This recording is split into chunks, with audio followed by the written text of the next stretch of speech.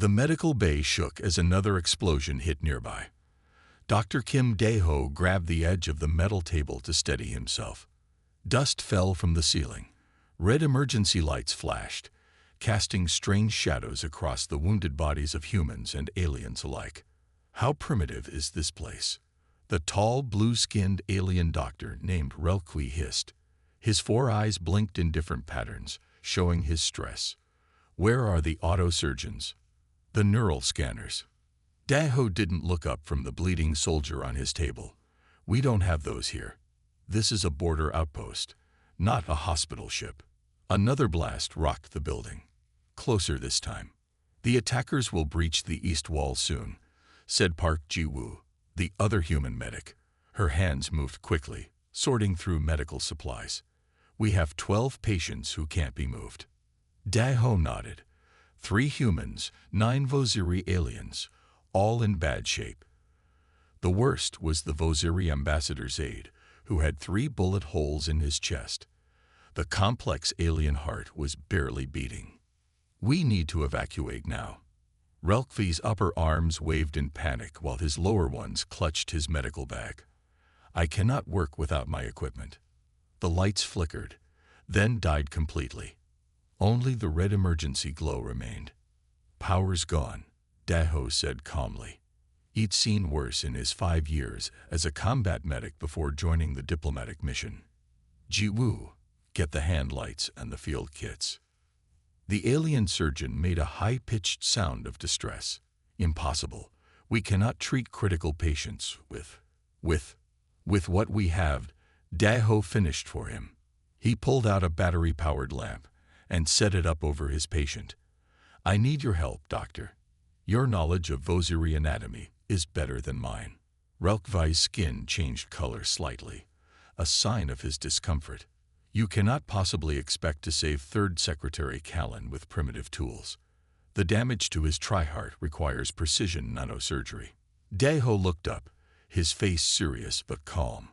Then he dies, along with everyone else here, if we don't work together. The radio crackled. Captain Choi's voice came through with static. Medical team, we can't reach you. Insurgents have cut off your section. Hold position. Rescue ETA 4 hours minimum. 4 hours. Dae-ho looked at the wounded ambassador's aide. He wouldn't last 1 hour without help. I've treated gunshot wounds in caves with nothing but a first aid kit and a flashlight, Dae-ho said to the alien doctor. We humans have been patching each other up on battlefields for thousands of years. Trust me, we can do this. Relqui watched as Dae-ho quickly set up an improvised operating area. The human medic used alcohol to clean his hands, put on gloves, and began arranging basic tools. Scalpels, clamps, sutures, and items that weren't even medical tools. What is that? Relqui pointed at a plastic tube Dae-ho had modified. Drainage tube, made from a water pipe and sterilized. Not perfect, but it'll work. The alien doctor's 4 eyes widened. You've done this before. Without proper equipment. Many times. Dae-ho nodded to the critical patient. Now, I need you to tell me exactly how the Vosiri triheart is connected. I've studied your anatomy, but you know the details better than any human. Another explosion hit, much closer. Dust filled the air. The wounded moaned. Relqui looked at the dying diplomat, then at the calm human doctor whose steady hands never trembled despite the chaos around them. Something changed in the alien's expression. Very well, Relqui said, moving closer. The primary chamber connects to the respiratory system through 3 major vessels, not 2 as in humans. As they prepared to operate, Dae-ho caught Ji-woo's eye across the room. They shared a knowing look. This wasn't their first impossible situation, and human adaptability had saved lives before. It would again today. That is not how we do it. Relqui's voice rose as he watched Dae-ho work. You are being too rough with the tissue. Dae-ho didn't look up from the wounded Vosiri diplomat on the table. His hands moved with quick, sure movements as he exposed the alien's chest cavity. In a perfect world, I'd be gentle, Dae-ho said calmly. But he's bleeding out. We don't have time for perfect. The building shook again with another distant explosion. Dust rained down from the ceiling. 3 hours until rescue, if they were lucky. Relkvi paced nervously, all 4 of his eyes blinking in different patterns. On my world, we would place the patient in a medical pod. The pod would scan the injury and perform the surgery with micro-precision. No hands touching the patient at all. Sounds nice, Daho said as he clamped a bleeding vessel. But we don't have a pod. We have our hands, basic tools, and your knowledge. That will have to be enough. Across the room, Ji-woo worked on a human soldier with a leg wound. The young woman had learned field medicine during the border wars, just like Daho. She caught his eye and gave a small nod. Her patient would live. I need light here, Daho said, and Relkvi hesitantly held the battery lamp closer. The alien doctor stared at the open chest of his fellow Vosiri. The triheart is still losing pressure, Relkvi said. The 3rd chamber is barely functioning. Then we need to bypass it temporarily, Daho replied. He reached for a plastic tube and a small hand pump from his field kit. This is how we do it on Earth when someone's heart is damaged and we're far from a hospital. Relkvi's skin turned a pale blue color, a sign of shock among his species. That is barbaric. You cannot manually pump blood through a damaged heart. Better than dying, Daho said. Hold this clamp. The alien doctor hesitated, then took the medical instrument. Despite his complaints, Daho noticed that Relkvi's hands were steady. A good surgeon, even if he was too dependent on technology. In the corner, another wounded Vosiri soldier began to make high-pitched sounds of distress. His breathing was becoming labored. Collapsed lung, Ji-woo called out as she rushed over. I need to relieve the pressure. Relkvi's head swiveled toward the new emergency. You need a thoracic stabilizer. A neural response unit. Ji-woo ignored him. She grabbed a large needle from her kit, quickly found the right spot on the alien's chest, and inserted it with a quick, practiced movement. Air hissed out, and the Vosiri's breathing immediately improved. How did you know where to place it? Relkvi asked, his voice quieter now. Our anatomy is not the same as yours. We studied your medical texts when the alliance formed, Ji-woo explained as she secured the chest tube. Daho made us memorize all the critical differences between our species. Daho continued working on the diplomat, his movements methodical despite the chaos around them. Knowledge and adaptability, Dr. Relkvi. That's how humans have survived on our planet. We learn, we adapt, we improvise. For the first time, the alien surgeon watched with something closer to interest than horror. He leaned in to study Daho's technique as the human created a bypass for the damaged heart chamber. Your methods are unorthodox, Relkvi admitted, but I begin to see their effectiveness under these conditions. A sudden shout came from the doorway. A human security officer appeared, bleeding from a wound on her arm. They've breached the west corridor, she reported. You have maybe 20 minutes before they reach this section.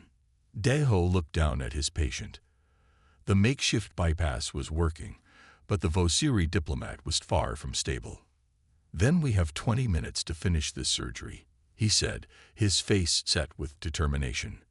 Relkvi, I need you to help me close these vessels. Ji-woo, prepare the others for emergency transport. The alien surgeon no longer hesitated. He moved to Daho's side, 4 hands now working alongside the humans too. Perhaps, Relkvi said quietly, there is something to learn from your human methods after all. The situation grew worse by the minute. The sound of weapons fire was getting closer. The makeshift medical bay was hot and dusty. Sweat ran down Daho's face as he worked. His life signs are dropping, Relkvi said, his voice tight with worry. The diplomat's 3-chambered heart was failing despite their efforts. We are losing him. Daho looked up at the alien doctor. We need to try something else. What about stimulating the secondary heart chamber to take over for the damaged one? Relkvi's 4 eyes blinked rapidly. That would require a neural stimulator. We have none. What about this? Ji-woo appeared beside them, holding up a small device she had taken from a broken piece of equipment. I modified this power regulator. It can deliver small, controlled electrical pulses. The alien surgeon stared at the human-made device with doubt. That could kill him instantly. He's dying anyway, Daeho said plainly. We have maybe 5 minutes before his brain starts to suffer damage. A loud crash came from somewhere in the building. The security officer at the door raised her weapon. They're in the East Wing now, she reported. 10 minutes at most before they reach us.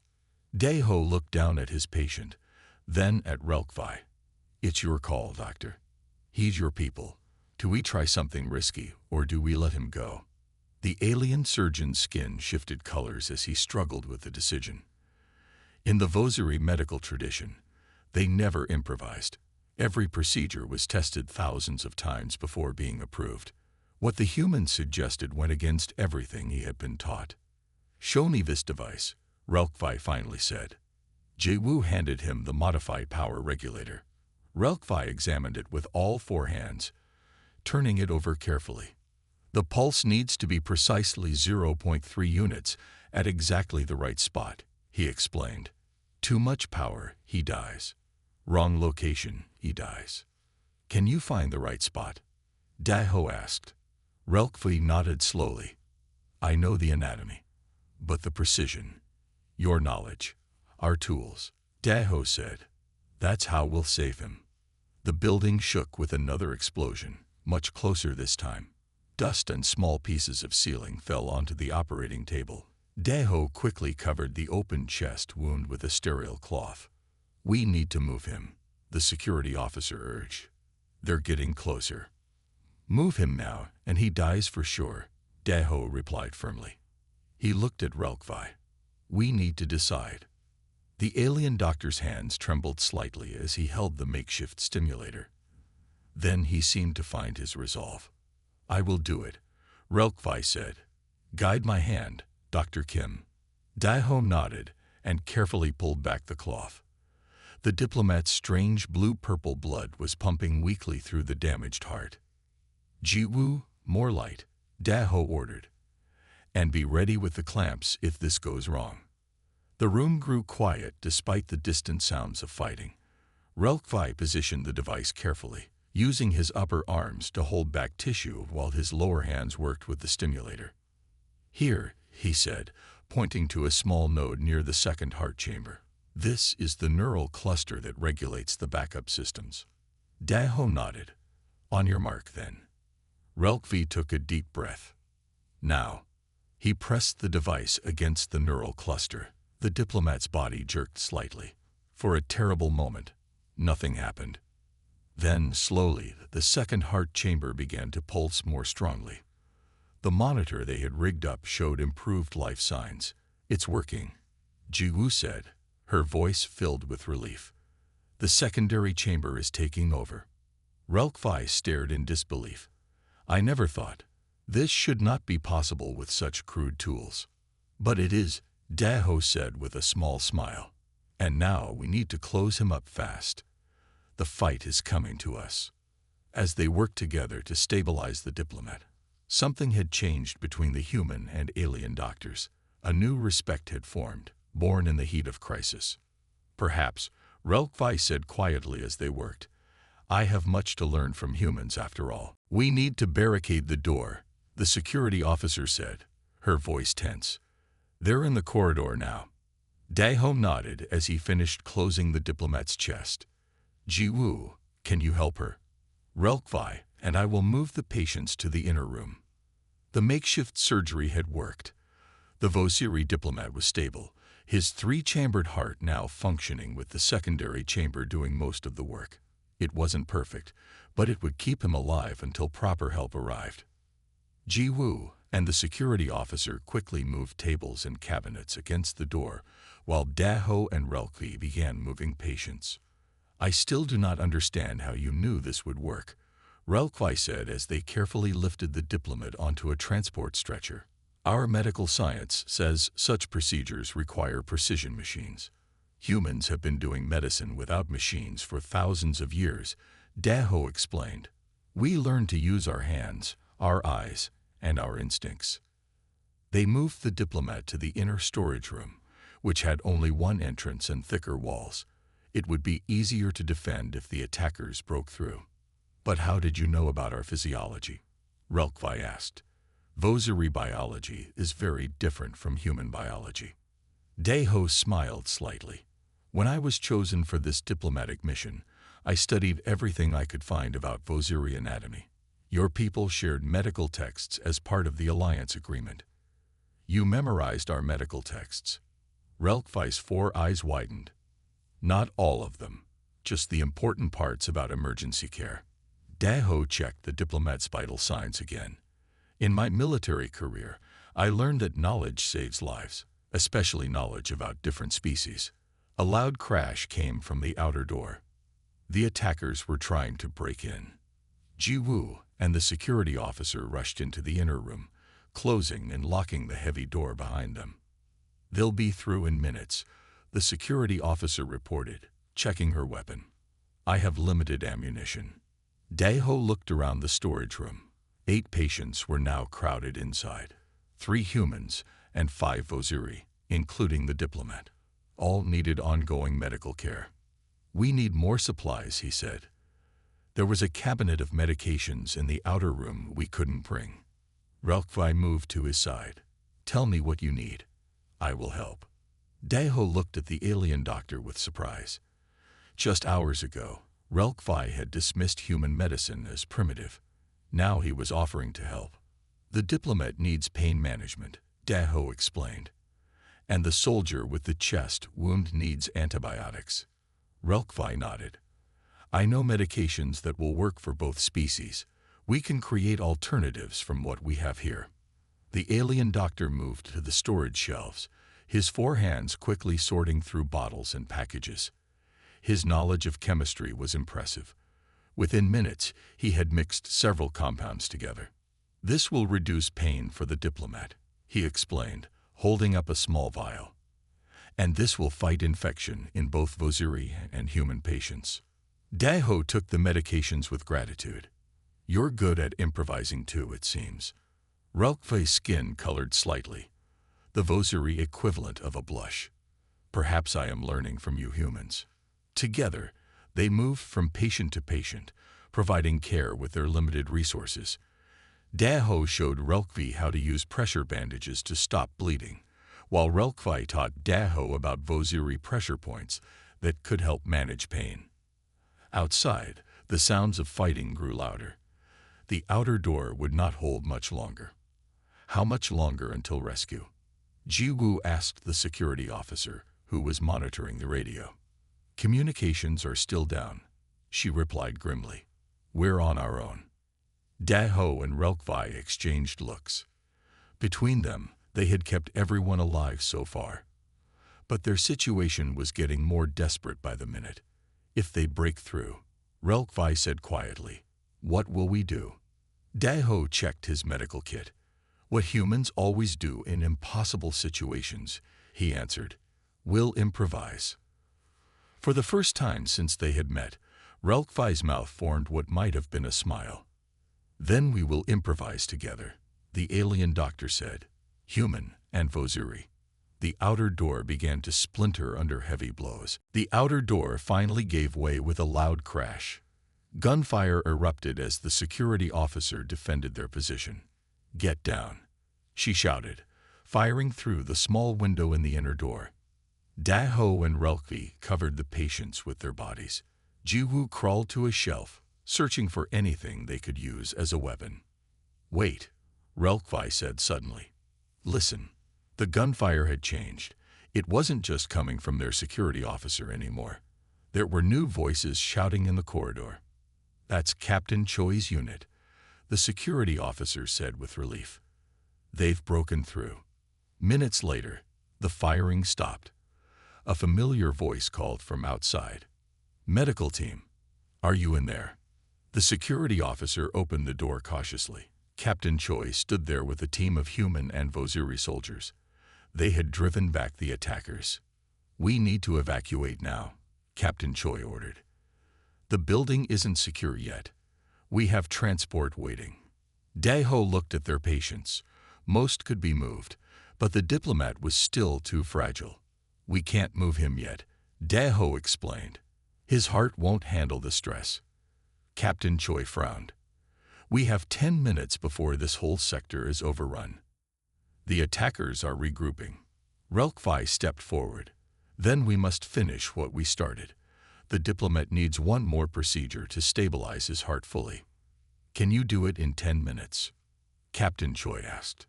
Daho and HFY looked at each other. Together, we can, Daho said. Get the other patients to safety, HFY told the captain. We will stay with the diplomat. Send back a team for us if you can. Captain Choi nodded grimly. I'll leave 2 guards. That's all I can spare. As the other patients were evacuated, Daho and HFY prepared for the final surgery. Ji-woo insisted on staying to help. We need to fully connect the secondary heart chamber to the main blood vessels, HFY explained. Otherwise, he won't survive transport. What do you need? Daho asked, opening his remaining medical supplies. Normally, a microsurgical pod and at least 3 hours, HFY said. Then he smiled slightly. But I think we can do it the human way in 10 minutes. They worked with incredible speed. HFY guided Daho's hands to the right places in the alien's chest. Ji-woo monitored the diplomat's vital signs and handed them tools. The 3rd connecting vessel is too damaged, HFY said with worry. We can't repair it in time. Daho thought quickly. Then we bypass it completely. He reached for a small tube from his kit. We can connect the secondary chamber directly to the main vessel here. HFY's 4 eyes widened. That's not how Vosiri anatomy works. But it could work, Daho insisted. The blood will flow. That's all that matters right now. Explosions sounded in the distance. They were running out of time. Trust me, Daho said, looking directly at HFY. After a moment, the alien doctor nodded. Do it. With careful but quick movements, Daho created the bypass. It wasn't pretty, but when they released the clamps, blue-purple Vosiri blood flowed smoothly through the new path. It's working, Ji-woo said with amazement, watching the monitor. His vital signs are stabilizing. HFY stared at the makeshift repair. This would never be taught in Vosiri medical schools. It breaks all our rules of proper procedure. But it's saving his life, Daho said as he began to close the incision. Yes, HFY agreed quietly. Sometimes breaking the rules is necessary. They finished just as Captain Choi's voice came through on the radio. Medical team, status report. We need to move now. Patient stable for transport, Daho reported. We're ready. Together, they secured the diplomat on a stretcher. The guards helped them carry him through the corridors of the damaged building. Fires burned in some sections, and the sounds of fighting could still be heard in the distance. As they reached the landing pad where an evacuation ship waited, HFY turned to Daho. No Vosiri surgeon would have attempted what you did today, he said. They would say it was impossible without our technology. Daho smiled tiredly. Humans specialize in doing the impossible. That, HFY said as they boarded the ship, is what makes your species so remarkable. The rescue ship hummed quietly as it sped away from the battle zone. In the medical bay, Daho checked the diplomat's vital signs one more time. The improvised heart repair was holding well. He will need proper surgery when we reach the main station, HFY said, standing beside the human doctor. But he will live because of what we did today. Daho nodded tiredly. He hadn't slept in over 30 hours. Neither had HFY or Ji-woo, who was resting in a chair nearby. Your methods, HFY began hesitantly.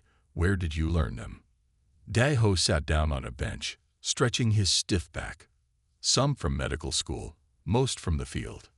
Field. Battlefields. War zones. Disaster areas. Daho's eyes grew distant.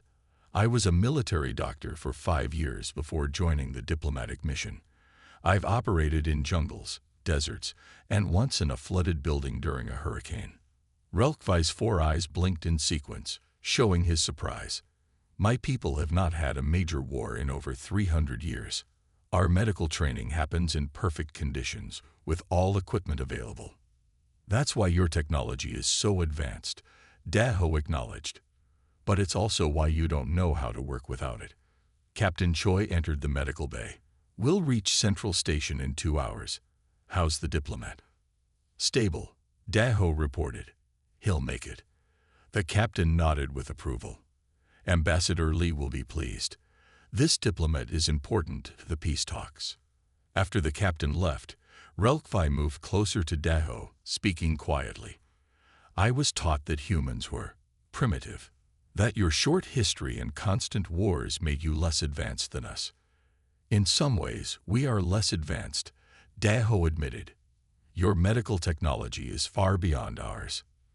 But that is just technology, HFY said thoughtfully. It is not the same as knowledge or skill.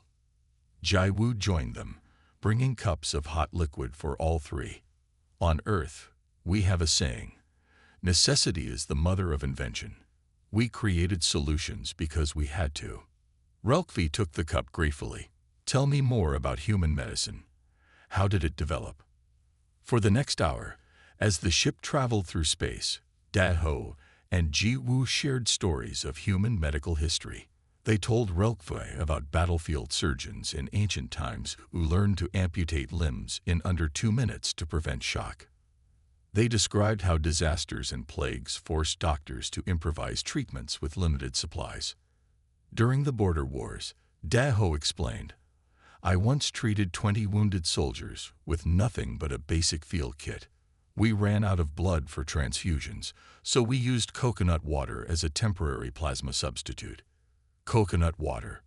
HFY seemed shocked. A plant liquid. In a patient's veins. It's not ideal, Jiwoo said with a small smile.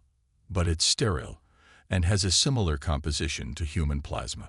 It kept 3 soldiers alive until real blood arrived. HFY was quiet for a moment. My people would never think to try such things. We would simply wait for the proper equipment. And sometimes waiting means death. Daho said gently. Humans have never been good at accepting death when there's any chance to fight it. That is why you succeed where we would fail, HFY admitted. Today I saw human ingenuity save a life that Vosuri procedure would have lost. The ship's intercom announced they were approaching Central Station. Medical teams would be waiting to take the patients. HFY stood, his posture more formal now. Dr. Kim, when we arrive, I wish to make an official report about what happened today. Daho looked up, concerned. Had he broken some Vosuri medical rule that would cause trouble? I want to recommend, HFY continued, that Vosuri medical schools begin a program to study human emergency techniques. What I learned from you today should be taught to all our doctors. Daho smiled, realizing that something important had changed between their species today. And perhaps, he suggested, your people could teach us about your medical technology in return. Yes, HFY agreed. A true exchange of knowledge. That would benefit both our peoples. Central Station buzzed with activity as their ship docked. Medical teams waited at the landing bay, both human and Vosuri doctors ready to receive the wounded. When the doors opened, Daho and HFY guided the diplomat's stretcher out first. The Vosuri medical team rushed forward, their advanced equipment humming. Status report, demanded the chief Vosuri doctor, not looking at either Daho or HFY. Patient stable. Try heart damage to primary and third chamber. Secondary chamber functioning as main pump. Temporary bypass in place, HFY reported formally. The chief doctor's 4 eyes narrowed as he scanned the diplomat with a handheld device. This is unusual. How was this bypass created? He finally looked up, noticing Daho. A human did this. Dr. Kim and I performed the procedure together, HFY said firmly. Without his methods, the diplomat would not have survived. The chief doctor seemed skeptical. Impossible. Such a procedure requires a medical pod and micro-precision tools. And yet, here he is, HFY said, gesturing to the living diplomat. Alive because of human field techniques. Word spread quickly through the medical bay. More Vosiri doctors gathered around, scanning the diplomat and murmuring to each other in surprise. The human doctors, meanwhile, tended to the other patients with quiet efficiency. Ambassador Lee Songmin arrived, her face tight with worry. She went straight to Daho. "Dr. Kim, I'm told you saved the Vosiri senior diplomat's life under extraordinary circumstances," she said. "The Vosiri ambassador is requesting details." Daho looked tired. "I just did my job, Ambassador." Dr. Relkvai was equally responsible for the success. The ambassador nodded. "Nevertheless, this could be important for our negotiations. The Vosiri have been reluctant to share their advanced medical technology. This incident might change their perspective." Across the room, Ji-woo was demonstrating to a group of fascinated Vosiri doctors how she had created a chest drain using simple tools. They watched her hands with all their eyes, occasionally asking questions. Captain Choi approached Daho, now cleaned up and in a fresh uniform. "Good work, Doctor. Your actions today may have saved more than just lives." "What do you mean?" Daho asked. "The diplomatic talks were stalling," Captain Choi explained quietly. "The Vosiri see us as technologically inferior, especially in medicine. They'd been hesitant to form deeper alliances with us." Relkvi joined them, having finished his report to the medical team. "Your captain is correct, Dr. Kim. My people value technological advancement above all else. We have believed that humans were primitive in comparison. And now?" Daho asked. "Now I understand that technology is not the only measure of advancement," Relkvi said.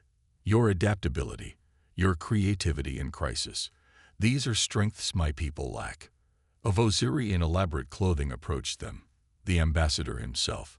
Everyone straightened respectfully. "Dr. Kim," the Vosiri ambassador said formally, "I wish to express my gratitude for saving senior diplomat Kelmart. His knowledge is essential to our ongoing peace efforts." "It was a team effort, Ambassador," Daho replied politely. Dr. Relkvi's expertise was crucial. "Yes, Relkvi has filed an interesting report," the ambassador said, his upper eyes focusing on Daho while his lower eyes watched Relkvi. "He suggests that human medical techniques have unexpected value." Ambassador Lee stepped forward. "Perhaps this is an opportunity, Ambassador. We have been discussing medical technology exchange as part of our treaty." The Vosiri ambassador was quiet for a moment. Then he nodded slowly. "Indeed. It seems we have underestimated what humans could offer. Your field medicine techniques could be valuable in our frontier colonies, where equipment sometimes fails. And your medical technology could save countless human lives," Ambassador Lee added. The two ambassadors moved away, already deep in discussion. Captain Choi smiled slightly. "And that," he said quietly to Daho, "is how diplomacy happens. Sometimes it takes a crisis to create opportunity." Daho watched as Kelmar, the diplomat they had saved, was taken to surgery. The Vosiri doctors were still studying the makeshift bypass with amazement. "They look at our work like we performed a miracle," Daho said to Relkvi. "To them, you did," Relkvi replied. "You changed what they believed was possible. That is no small thing, Dr. Kim." For the first time since the crisis began, Daho allowed himself to feel proud. Humans might not have the most advanced technology in the galaxy, but today had proven they had something just as valuable to offer. 2 weeks after the rescue, Central Station's Grand Hall was decorated for a formal diplomatic reception. Humans and Vosiri gathered in their finest clothes. The mood was positive, more so than any previous meeting between the two species. Daho felt uncomfortable in his dress uniform. He was used to medical scrubs or field gear, not stiff collars and polished buttons. Ji-woo stood beside him, looking equally awkward. "I don't belong here," Daho whispered. "I'm just a doctor, not a diplomat." "You're the reason this reception is happening," Ji-woo reminded him. "The Vosiri are actually listening to us now." Across the room, HFY approached them. The alien doctor was wearing formal Vosiri robes with medical insignia. He looked different, more confident than when they had first met. Dr. Kim, Medical Officer Park, HFY greeted them warmly. "It is good to see you both recovered from our ordeal." "How is Diplomat Kelmar?" Daho asked. "Fully recovered," HFY said with pride. "The medical team kept your bypass in place during the final surgery. They said it was elegant in its simplicity." Daho smiled. "Elegant isn't a word I expected to hear about field medicine." "Many things are changing," HFY said. "Come, the ambassadors wish to speak with you." They followed HFY through the crowd to where Ambassador Lee was deep in conversation with the Vosiri ambassador. Captain Choi stood nearby, watching with keen interest. "Ah, Dr. Kim," Ambassador Lee said, turning to them. "Perfect timing. We were just discussing the new medical exchange program." The Vosiri ambassador's 4 eyes focused on Daho. "Dr. Kim, your actions have revised our understanding of human medical capabilities. We had not appreciated the value of what you call field medicine." "Thank you, Ambassador," Daho said simply. Ambassador Lee smiled.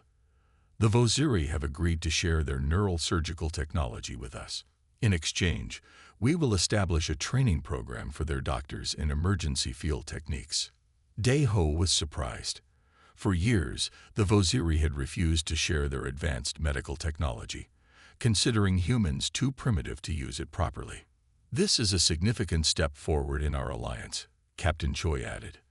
The Vosiri ambassador made a formal gesture with his 4 hands.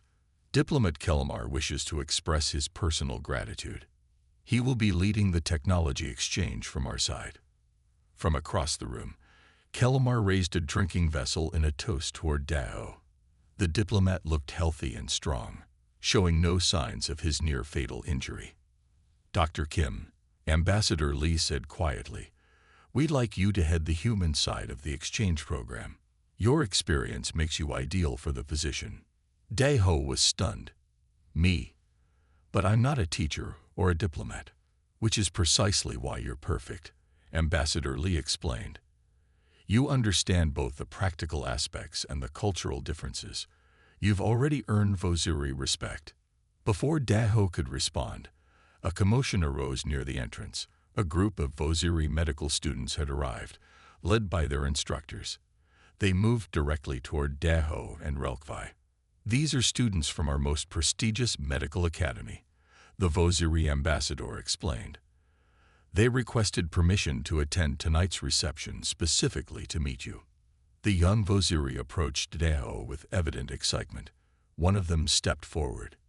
"Dr. Kim, we have studied the reports of your emergency surgery. We have many questions about human techniques. Would you be willing to demonstrate some methods for us?" Daho looked at HFY in surprise. The alien doctor's skin rippled with what Daho now recognized as amusement.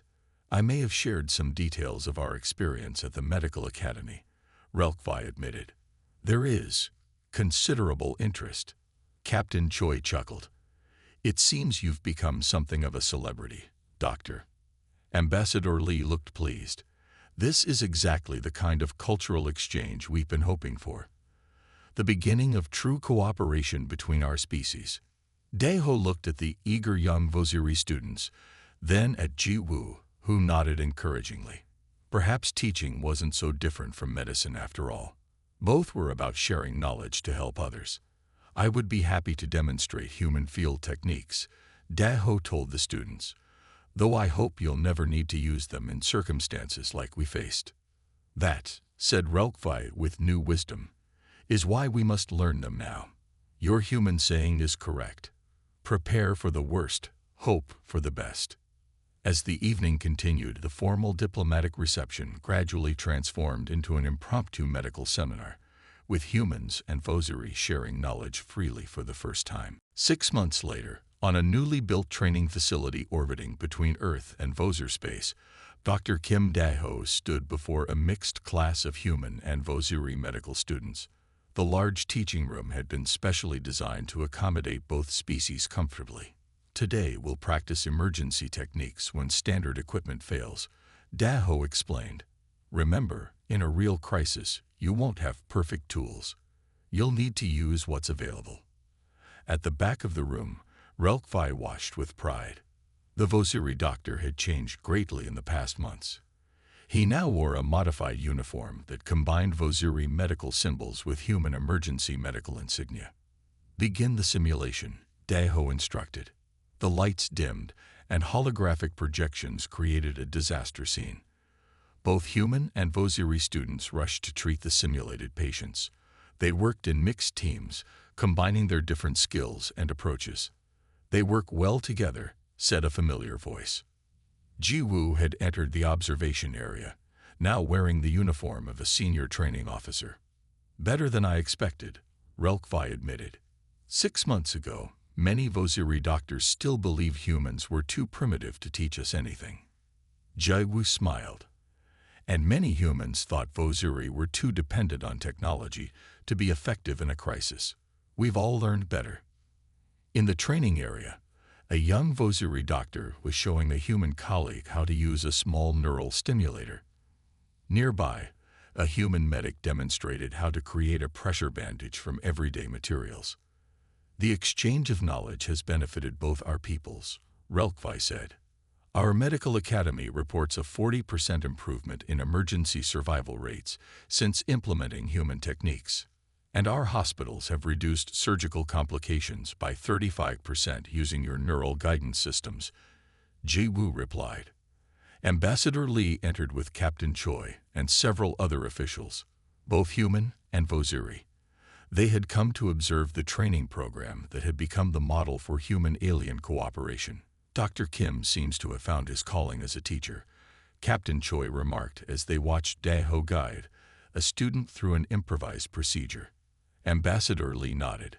This program has done more for our alliance than years of formal negotiations. Nothing builds trust like saving lives together. In the simulation, a human student struggled with a complex Vosiri medical problem. Instead of taking over, the Vosiri student beside her patiently explained the issue and guided her hands. Together, they solved the problem. That, HFY said quietly, would never have happened before. Vosiri doctors would not have believed humans capable of understanding our methods. And human doctors might have been too proud to ask for help. Ji-woo added. Now they learn from each other. Daho approached a Vosiri student who had successfully improvised a medical tool from basic materials. Excellent work. Your design is actually better than our standard approach.